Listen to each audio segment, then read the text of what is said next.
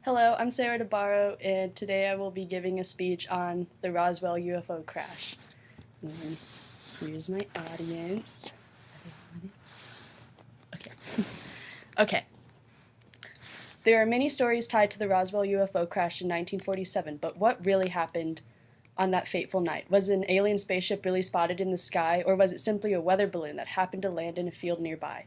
For years, people have been drawn to this event, trying to uncover answers or debunk rumors, and the truth is finally out.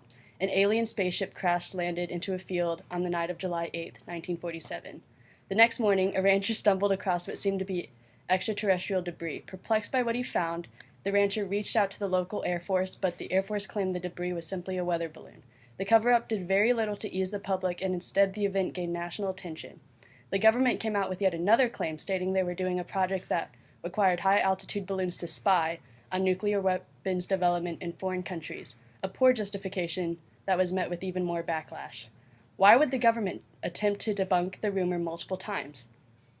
The government was really trying to cover up the fact that an alien spaceship did indeed crash in America, and that they have access to extraterrestrial objects that simply cannot be comprehended. The multiple attempts made by the government to cover up this event is definitely sketchy. The first cover-up was made by Major Marcel, who claimed the debris was remnants of a weather balloon. Claiming the wreckage to be a weather balloon allowed flexibility in their alibi. It was the perfect explanation to the thin, foil-like material that spanned several feet.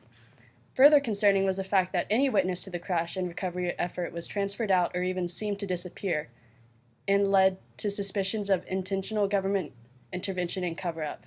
Further disconcerting is the fact the debris photographed was not the same as the wreckage recovered from the ranch. It's claimed the weather balloon was replaced upon entering the Air Force Base.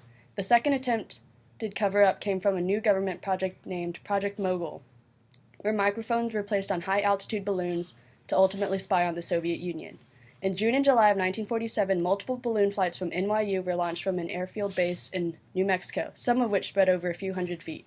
This backed the claim the debris was part of Project Mogul, with its strong resemblance to NYU flight balloons. There is no doubt Project Mogul occurred, but the events surrounding it remain very suspicious. The third cover-up was that test dummies were used with the project. The cover-up arose when people began talking about alien bodies. Witnesses claimed the mysterious bodies were small, about 3 feet tall, but that didn't match up with the size of a government dummy, which was about 6 feet tall. But these test dummies began showing up in 1953, 6 years after the Roswell incident. With this information, it can be concluded the mysterious bodies were found, but their origin remains unknown. In conclusion, the government's interference of the circumstance led to great suspicion among conspiracy theorists and conspiracy enthusiasts alike, leading to the belief that the U.S. has had contact with extraterrestrial beings and even have alien objects in their possession.